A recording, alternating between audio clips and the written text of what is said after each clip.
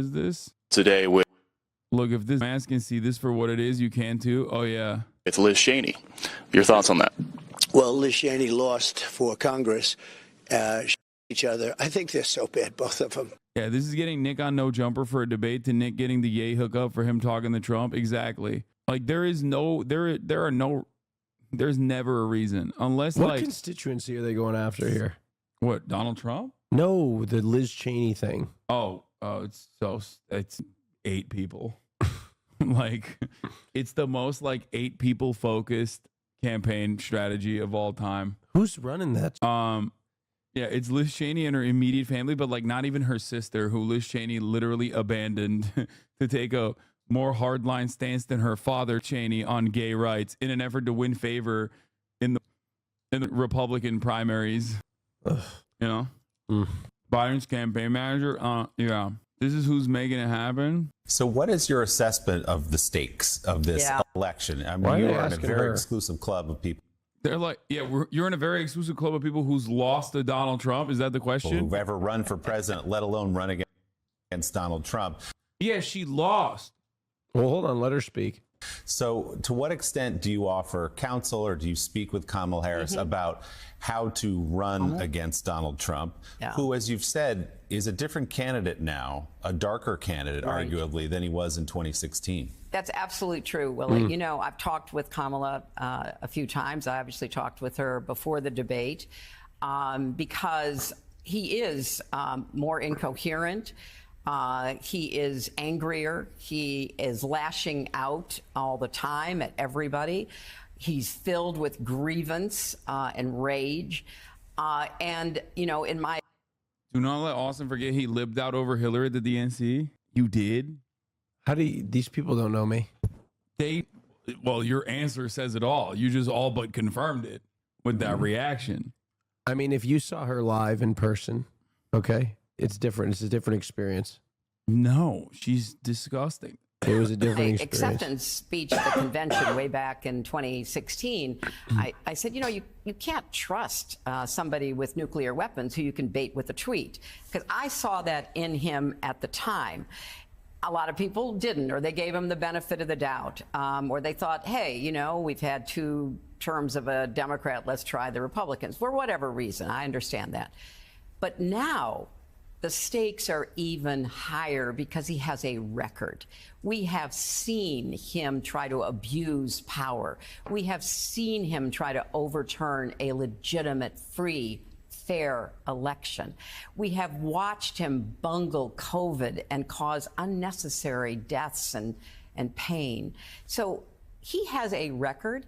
And in addition to that, he's told us what he's going to do. He is absolutely linked to this Project 2025 and all of their dark and dystopian efforts to turn the clock back on Americans' rights and the way we live and how we, you know, look at our futures together. And he has a long rhetorical record now of making it very clear.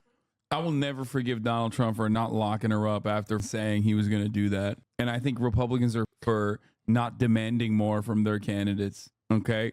He kept saying, lock her up, and then never did. Well, then he walked it back. Yeah. And then now he lies. I never said that. I never did. Yeah. Now he lies about it because he's such a goddamn coward. I never said lock her up. I really didn't. Clear that he would be unaccountable if he were ever near the White House again. This is like Starmer bringing out Tony Blair and praising Thatcher only appeals to weird right-wing freaks in the party. Yeah. Should we worry that Kamala might have Liz Cheney and or Hillary Clinton in her cabinet? Didn't she say she was going to put somebody? She was going to put a Republican in there, yeah. Did Biden say that? And did he do that? That looks so This good. moron is probably who's responsible. I'll take one role if you wouldn't mind. That's so sweet of you. Send this man to Siberia. Just one piece. 3 weeks into her presidential run was the first time Biden's campaign pollsters, now hers, held a deep dive with Kamala Harris's inner circle to discuss what she's been saying on the stump.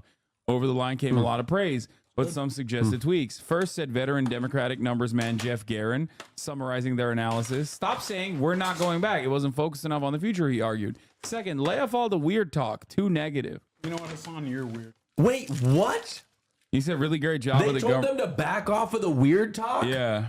No. Well, this is the guy, Jeff Guerin, on the Kamala Harris campaign, on the Kamala Harris team. We need, oh no. Dude, these guys have the best instincts. That's why it's cool to just like keep letting Benjamin Netanyahu rain hell upon the entire region. Oh God. Surely there will be no repercussions. Meanwhile, the White House is also now trying to do regime change in Lebanon.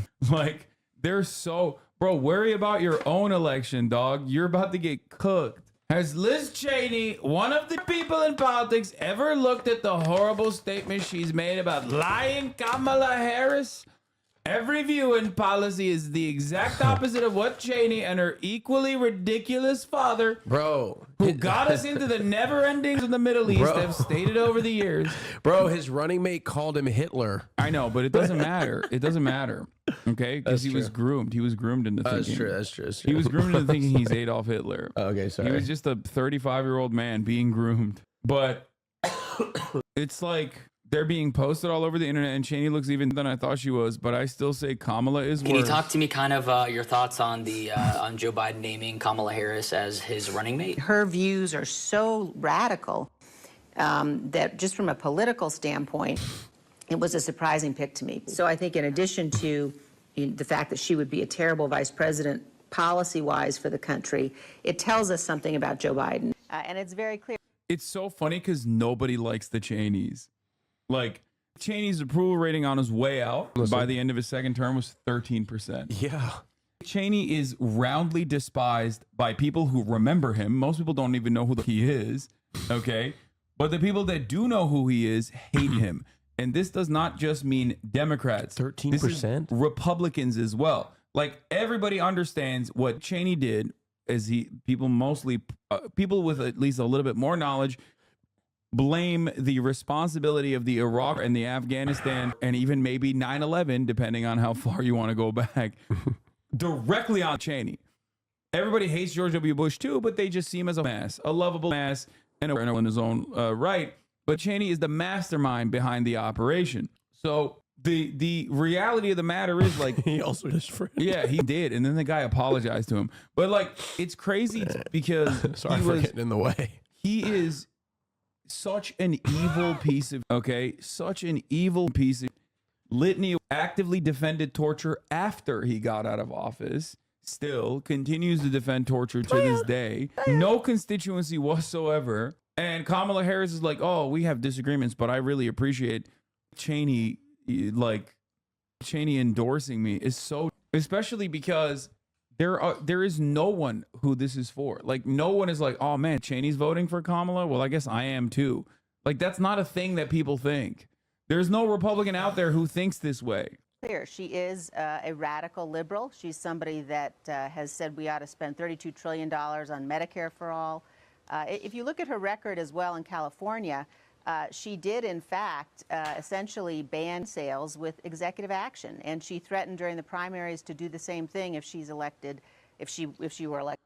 Like, how do you not understand? Cheney endorsing Kamala Harris is like a reverse endorsement. What do I mean by this? It's like all of the, oh yeah, we've watched this already.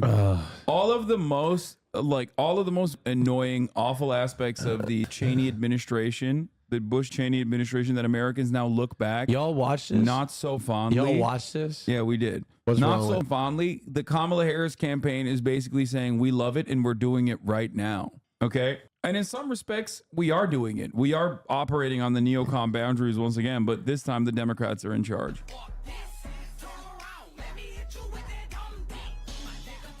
That's not as bad as my other one. You're such a good actor, dude. Thank you. No, I didn't know it was coming. Yeah. I didn't know it was coming. If Obama had closed Guantanamo and didn't blow up the hospital, I don't think we'd have anything negative to say about him. What's the looks maxing there's mean? plenty I could say about Obama. Thank you. I need to be in the movies. Did you hear the good news? What the f- is that? It's finally autism. This has 84,000 likes. Wait, 8.4K. Wait, 8.4K or 84,000? I thought at 8.4K.